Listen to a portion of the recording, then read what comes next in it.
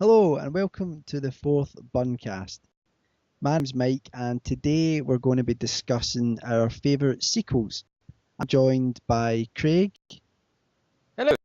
and Alan. I am Spartacus. There you go. So let's start with you, Craig. What was your pick? At the moment, I'm really, because of the whole Nolan thing, I'm really feeling The Dark Knight. No, I think it does. It does what sequels are supposed to do. In the first one, we had the whole origin thing, and in the second one, we're free of any constraints, and Nolan was free to do whatever he wanted to do. And it's a film which expands on the universe, explores new ideas, new themes. It does it so well that it leaves you wanting more, which I think is the benchmark for any sequel that can leave you wanting more. I think that's fantastic. Well, do you think that one of the things I thought that was a real strength to The Dark Knight was the fact that it didn't just build on the first film. It actually, Nolan said, well, I'm going to do something that's very, very different tonally, compared to Batman Begins. Well, again, I mean, the first one, if you want to talk about thematic relevance, I mean, the first one talks about, the economics of terror and fear, and the second one goes beyond that and almost personalizes terror and the sort of one-man sort of suicide bomber, if you want, and anarchy. And I think that's a very important distinction. But one of the other differences is really the aesthetics of it. I mean, when you look at Batman Begins, everything's very, very murky, browns and orange hues. Some of it's quite set based. Yeah. It's got that sort of set feel to it. Whereas the second one, I mean, Gotham City is pretty much one of the central characters in the film. The film is so expansive. There's a documentary feel to some of the action sequences. It goes very handheld, and it's all the cityscape completely changes the aesthetics. It doesn't repeat the same ground. It sort of opens up almost a different level of storytelling, and it goes beyond sort of humdrum visuals. It attempts something new. It embarks on a completely different mindset to the first one, which I think was pretty cool. I think it's quite interesting that it's, visually it's broader, it's much more expansive than Batman Begins was, whereas in terms of the storytelling, it's much more personal. It's much more focused on the relationship between the central characters. Really, it's much more about a very, very small group of people on a sort of way about the relationship between them, really, as much as anything else. And I would like to say as well, I mean, again, I'm talking about how much of a huge departure it is. I think it's also great in the way that it does expand in certain elements to the Bruce Wayne character. I mean, you look at this one, spoilers, his parents die. There's a moment. There's a moment soon after that where Michael Caine approaches the young Bruce Wayne and says, "I thought I'd prepare a light supper." And it's all about how, Bruce turns around and says, "Oh, it's all my fault." And Alfred, Michael Caine's character, says, No, it was nothing you ever did." And in The Dark Knight, there's a great scene in it, which is never really talked about. It's when, spoiler, she dies. And Alfred comes in, and he's got his tray of food. And Bruce sits there saying, "Was it my fault?" And Alfred goes, "Oh, yeah." It's a moment where it's like there's thematic resonance that sort of hit off from the first one in a way which was unexpected. It sort of took the idea of the first one and escalated it, which was, of course, escalation was the whole theme of the second one as well. Yeah, I think we're all in agreement that it's a fantastic film and one of the great sequels. So, Alan, what was your pick then for a sequel? Yes. Mad Max 2, The Road Warrior, also just known as The Road Warrior in many places, I believe. It's an interesting one in that I think it almost exists independently of the first film. There is a very brief recap of the first film at the beginning, but it almost dispenses entirely with, what went on in the first film. I think you could actually lose that little recap of the first one, and the film would not be much the worse for it. But, whereas the first, I think what really sets it apart from the first one is that it takes the character that was established in the first film, and then it just tells the story of, not so much even what happened next to him, it just tells a completely different story. The first one is it tries to be a drama, but in a way, the first one didn't really sell me so much in the drama because it's there, and I know that some people really rate the first one for that, but it almost kind of ends just as it gets going, because I mean the film is called Mad Max, and it's only really towards the very end of the film that he actually does go mad and start taking this elaborate, well, not even really elaborate, he starts getting revenge on the people that hurt those nearest and dearest to him. Did anyone else here see Mad Max first? Because I saw The Road Warrior and Beyond Thunderdome, the sequel, first, and then I went and saw Mad Max. And because I did that, yeah, Mad Max, the first film, always felt much more sedate, Yeah. to those other films. I don't know if maybe Mad Max 2 was one of those ones that came out in VHS and it was an absolute stormer. And it's sort of, because I always remember seeing Army of Darkness first before the first Dead films, because Army of Darkness was the major hit on VHS. Well, certainly by my part anyway. It was the only one you could get. Yeah. So I wonder if that's what's happened with it with Mad Max. Maybe it was just that was the way it went. Yeah, well, I mean, I think the Road Warrior certainly had much better distribution than the first film. I mean, the first film I think was, it did show them a very big profit for the amount of money that they put into it, but I don't think it was all that widely distributed, especially not in the US, which I think is why they retitled the film. Do you not think it's a perfect example of? I mean, we talked about it in a previous episode about doing things in camera and how much it sells the drama and the excitement to you much more than CG does, because there's wonderful stunts in that film. Well, it's a very visceral film. I mean, Mike, you were picking up on the action there earlier on. I think it's a very, very brutal film. It's very unflinching. There is a lot of quite nasty, violent scenes in it. It's a lot more graphic than what we get nowadays, and something comparable. I mean, if they remade the film now, it would probably be a 12A and it would be quite sanitized. But this, it really does not skimp on the action.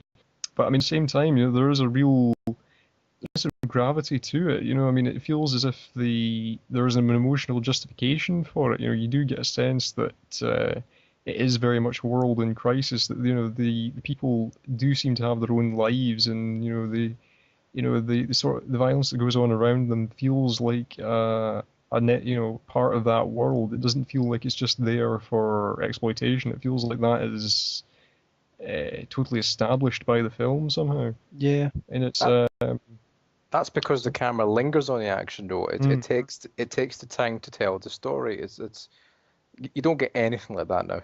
No, everything's too quick. It's too clean cut. It's like I was talking before, haven't been overproduced. Like you say, it's more visceral if it feels real. I mean, I know that the third film has its champions, and some people do rate it as being the best one, but I think that Mad Max 2 is just a leaner, meaner experience, really. That it's interesting that Max himself isn't really that likable a character. There's no attempt to humanize him. He is. No. He is. I mean, I think the film is very much a western. It's almost the idea that he is the man from the wilderness in a way, that he can never be part of this sort of fledgling civilization. He does not belong in it. And then, much as they try to welcome into it, he is very much aware that he doesn't belong in it either. It's interesting. It's interesting what you were saying about later on about being able to. You don't have to watch the previous film. And I think that goes for the third one as well. You don't need to have seen the previous two. Sometimes it actually feels as if it's a different character. A bit like the Man with No Name films. I was just about to raise the Man with No Name point. Yeah, because those films are completely different. Share a sort of same. They could be part of the same universe, but in different ends of the globe, sort of thing. Yeah. Yeah. I can sum it up then. Again, another fantastic sequel, and really, really worth watching. I think it delivers what the first film promised in a way. Here is Max. He is mad. He shoots people. It is violent. It is agreeable. Yeah. Well. R.I.P. Mel. Yeah. Come back, Mel. To sanity. Yeah. The film that I chose. I was really thinking of Indiana Jones and the Last Crusade. I was talking about this before we started the podcast, that, I wasn't that sure. Do you know one of the reasons I think I'm not that sure of Indiana Jones and the Last Crusade, talking about sequels, is You're that not going to say the Temple of Doom is better, are you? no, but I'm going to say that the Temple of Doom is probably the Indiana Jones film I think about most because I watched it so much. I had it on VHS as a kid, taped off the TV, and I always watched Temple of Doom. So I would Probably see have Raiders a now and short then, round. and I'd see Last Crusade. Raiders of the Lost Ark I think is obviously the best, right? But when you're talking about Temple of Doom, a lot of people slag it, a lot of people make fun of it. But it is much darker. Even Steven Spielberg and George Lucas say, the two of them were going through a terrible time when they were making it, and that's in the film. Were they fighting for custody of the kids? Yeah, little Georgie and Stevie, and but when it comes to the Last Crusade, they got it back on track to what the first film was, in many respects. But the best addition, I think, to the Last Crusade is that they obviously added in Sean Connery as his father, and they become this fantastic comedy double act. It's really, and it's also there's a lot of heart to the relationship as well. Well, Craig, what did you think of Last Crusade? Well, like you say, I mean, it introduces this other character of Indy's father, and it's aside from Bond, is the best thing that Sean Connery has ever done. It really is, and it changes the dynamic of the Indy thing from being an independent hero to being this sort of put upon son who's living in the shadow of his father. To me, it expands the world. But I mean, The Last Crusade, very much like Raiders as well, it's a globetrotter, which the second one never really was. Yeah, it was in the one place. I think it's quite. I mean, it's not essential to these types of movies, but I always get a kick out of changing scenery. What scene am I in now? Yeah, sort of thing. It's interesting as well that the Last Crusade and Raiders of the Lost Ark are the ones that people talk about. Temple of Doom and the latest one, Crystal Skulls, they criticise, and I think a lot of the time, well, there's loads of criticisms of Crystal Skulls, but one of the big things people always say is that they didn't really know a lot about the artifact that that he was going for, the mythos behind it, and loads of people know about the Ark of the Covenant, and especially the Holy Grail. I mean, the Holy Grail is probably the most famous artifact that you'd be looking for. But Alan, what did you think?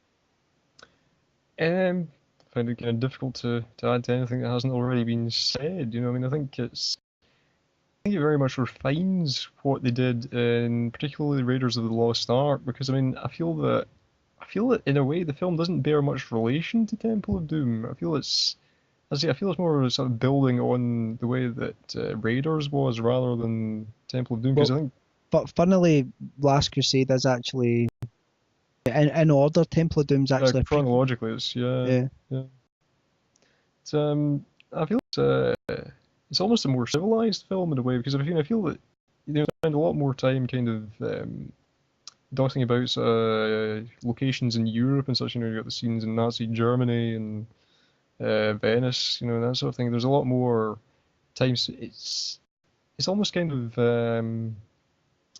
laying almost want to say it's laying the template for the likes of the Da Vinci Code in a way. It's almost, there is a lot more of a mystery to it in a way, I feel, than there was to particularly Temple of Doom, and to a lesser extent Raiders. It's almost there's more of a quest element to it, I want to say, than there was to the previous ones.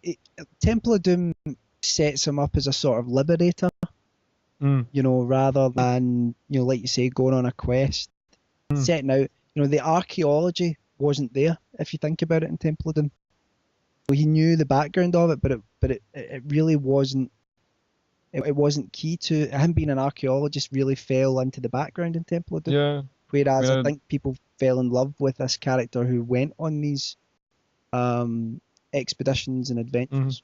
But listen, guys, I think we're running out of time. So I think all three films are fantastic sequels. They're few and far between. They don't get many great sequels. Of course, there's other sequels out there, great ones we were talking about before we started this. We mentioned Godfather Part 2 and Empire Strikes Back, but we wanted to I'm gonna do a Bill and Ted Bogus Journey special. Yeah, there you go. Craig's been harping on about this film. Nothing left to do but to say I'm leaving again. Come back, Shane.